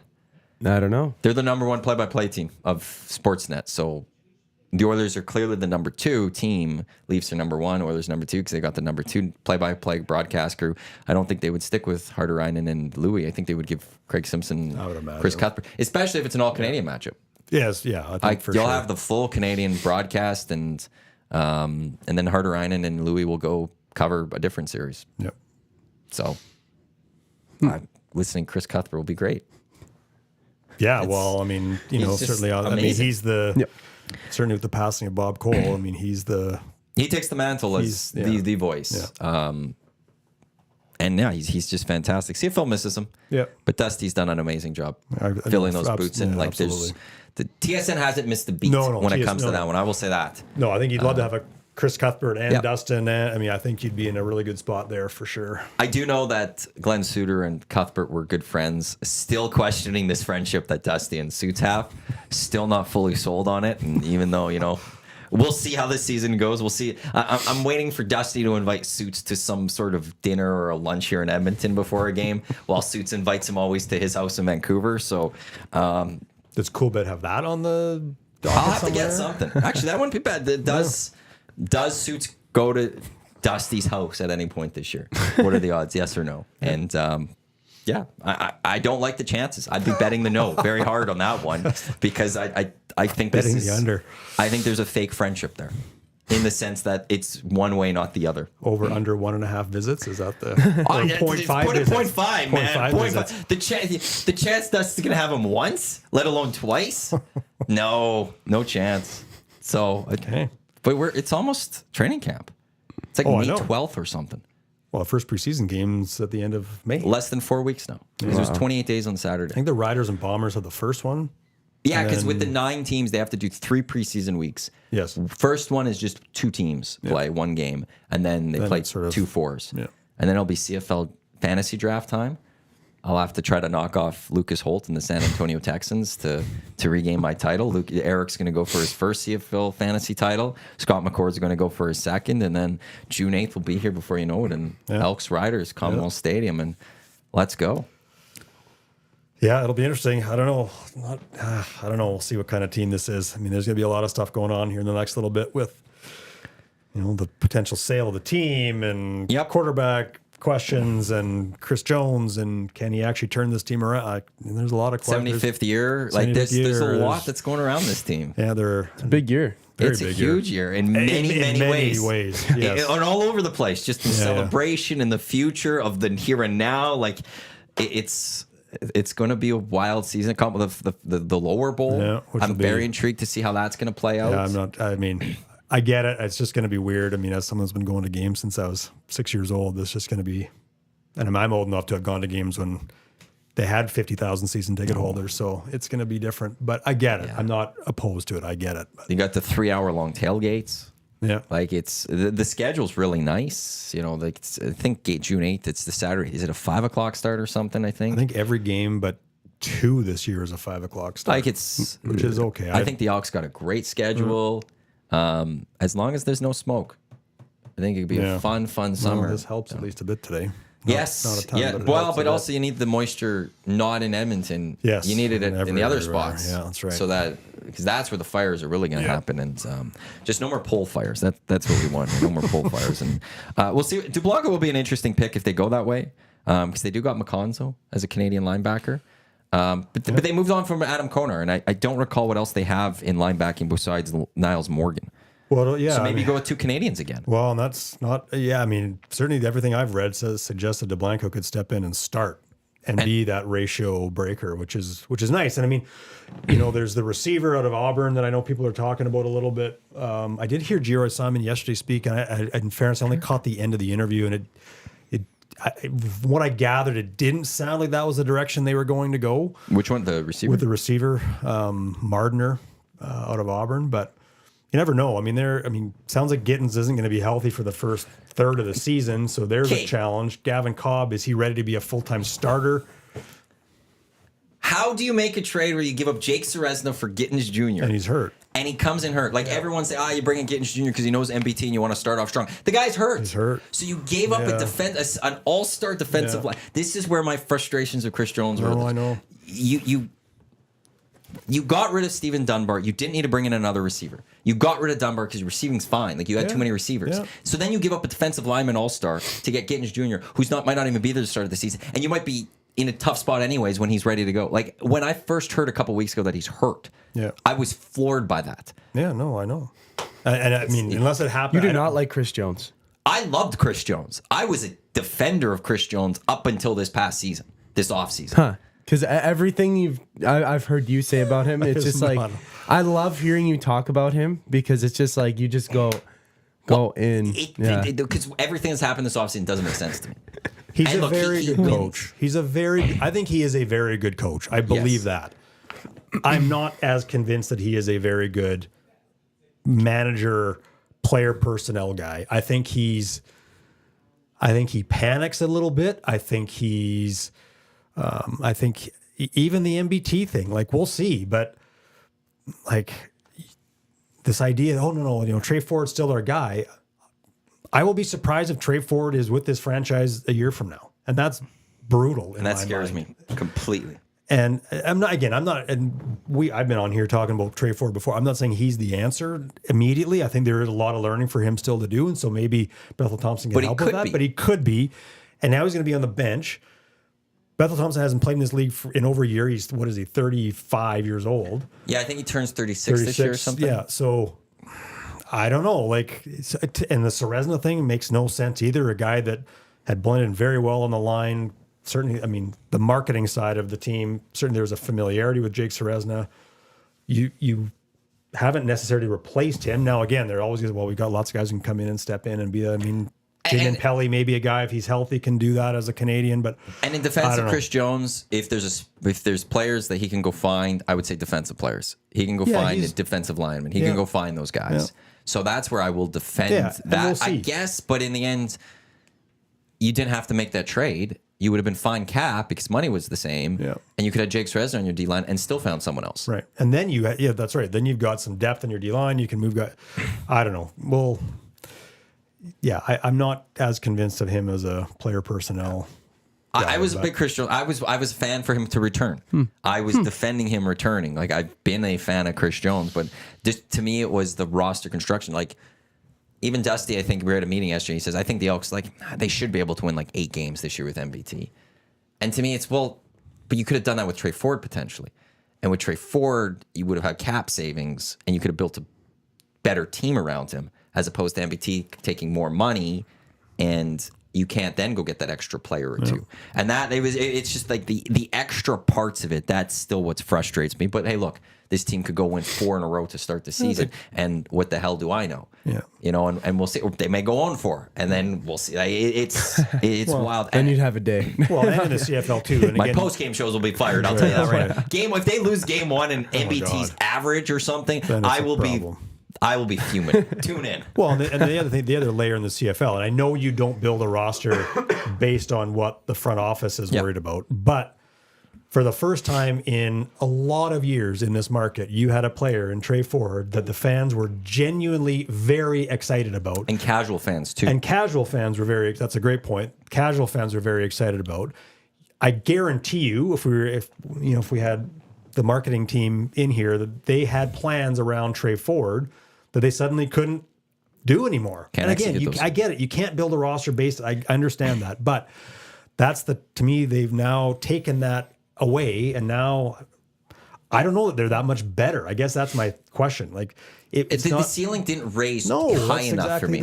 We're not going into this season, I think, looking at the Elks, they're going to compete in the West. Nathan Rourke's now a member of the Edmonton. Okay, there's a different ball game. Yeah, they could challenge Winnipeg now. Sure. They could challenge BC. I still see them below Winnipeg and BC, and it's at best you're third. Yep. So no, I agree. I also could have said if Trey Ford was there and if they added another player on the offensive line, I could have probably sit there and said, you could be third. But there's a future potentially in Trey Ford long term. Yes. As opposed to McLeod Bethel Thompson, his future, it's a lot shorter. The runway's a lot less. And that's where the frustration came for me. With the linebacking core, I was also looking like Niles Morgan will be the starter. Yep. They also have Michael Broderick. Yep. Or is it Mikael? I forgot. Does he just go Michael Broderick? Yeah, I think he's sort of done that here. But so there's another Canadian. You got McConzo. If you bring in DeBlanco, you've got depth. If anything, there is some Canadian depth already there that you could go 2 Canadians. If somebody gets hurt, you've got guys to slot in. So I think you could absolutely start right away and have 2 Canadians potentially. I'll be very surprised. And I mean, again, the little what I have read about DeBlanco is that he seems like a Chris Jones style guy in terms of the kind of defense he wants to play who he wants to play as well. So so I will be very surprised if that is not the pick tonight. I'm loving the CFL. It's almost here. I'm so excited. It makes me so happy. I was talking with glue guy Jay Milne. When was it? A couple nights ago at Hudson's. I don't think it was Sunday. Maybe it was, or maybe it was another time. And we just ended up talking about the pre and post and stuff. And it's just, I'm like, no, I'm just really. Is he doing the pre and post? He's going to join me with pre and post this year. I was bugging him. I'm like, when you're getting your own show, Jay, you're showing up in everything.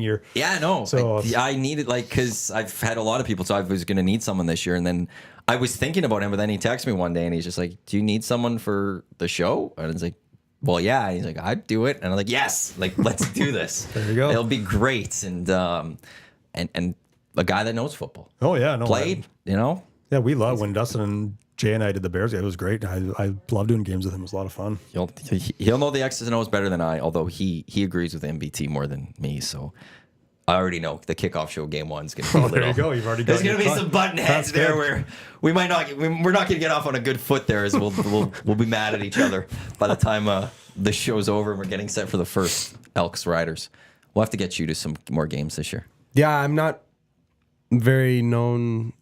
I don't know much about the CFL, and I'm getting slowly into it. And this is a great year to get into it because of everything that's happening. Now they have the first overall pick, 75 years. Just, I don't know. It feels like a different year, at least in my opinion, looking outside in. I've been a casual fan, I guess you could say. I've been to a few games here and there and stuff, watched a few games here and there.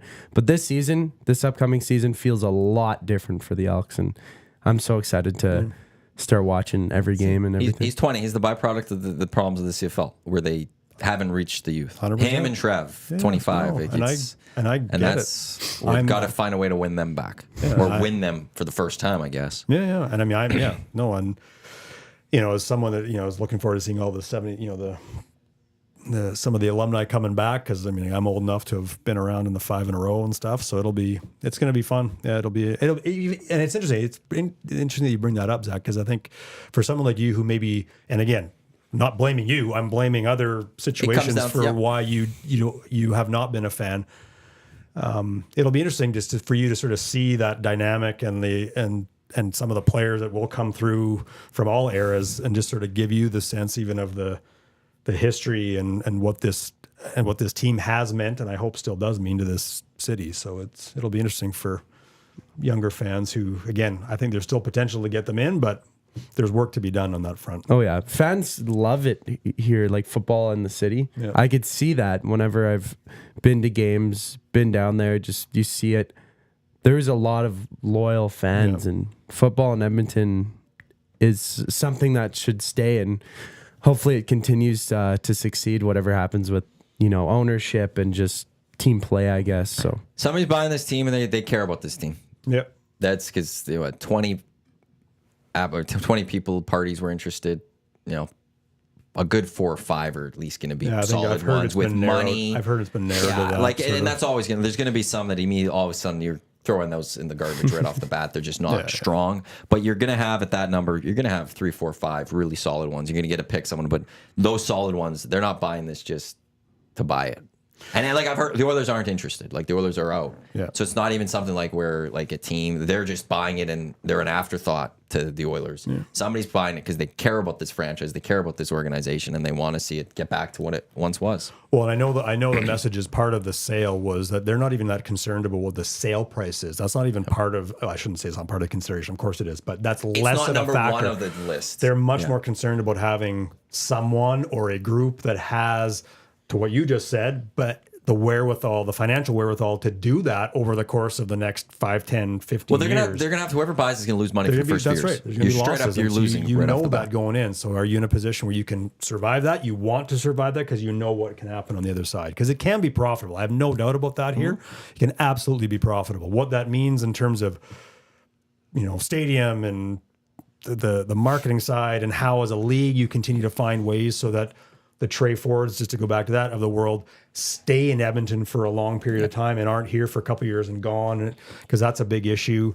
Like there's lots of things that need to be done, but having someone or a group that can step in and see that future, I think that's priority number one for Rick Lauscher and Tom Richards. Do the Oilers knock off the Kings tomorrow and finish this series? I'm too superstitious. I can't do it. Okay, fair. I respect I'm superstitious. Ask my family, ask my friends. I drive them nuts. That is. I had this. I was exchanging messages with Josh Clausen, name dropper again by me here, yesterday with his Knicks. He's full. Like I guess he changes hats. He has different hats that he's superstitious with. When it's not going well, one hat comes off, another one comes on. And I was like, I'm someone like me. So I have stories like I was like beauty listening to songs before games and thing like it's again you can have my family in here, friends, and they'd be like, yeah, he's insane. They're wrong. You're doing it for the team. I have a hard time watching road games now. Like I can go to games and I'm okay watching games. I'm worse now than I was when I was a kid. It's not healthy. I love it. Actually, that's not healthy. But you're doing it for the team, and if you don't do it, it might not work. Well, that's the thing. Zach, thanks for coming in. Might have you a hangout tomorrow or something. So I'll save a prediction or something for potentially tomorrow or something.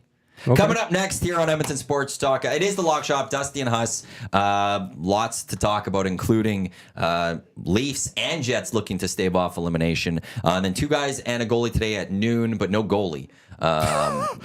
Gager's not there. Gager's not happy. They find another position player, like 2 guys and a defenseman or something? 2 guys. That's it. What they put in net? Empty net. The net's been pulled, but we haven't pulled an extra attacker or something. It's a coaching problem somewhere. We messed up somewhere, but 2 guys with Dusty and Cass. That's coming up at noon today. And then a reminder, the GCL Diesel Oil Stream pre- and post-game shows tomorrow. Tommy, still don't actually know which Hudson's, but he'll be at Hudson's in advance of Oilers Kings. We know that's an 8 o'clock start. which means pregame show will be at 6:30 right here on Edmonton Sports Talk. Doug, thanks for coming in. Thanks, On Matt. behalf of Zachticum, Doug, I'm Matt. Thanks for tuning in to the EST Hangout presented by White Claw Hard Seltzer. Like I said, upcoming next, it is the Lock Shop in just a few minutes, so stay tuned for that. Thanks for tuning in and enjoy the rest of your Tuesday. Let's go. There you go, right in front of the camera. First-time guest, long-time listener, fan of the original draft commissioner. Welcome to the EST Hangout presented by White Claw Hard Seltzer. The difference is clear. Matt Iwanyk, Tom Zola with here. Joining us today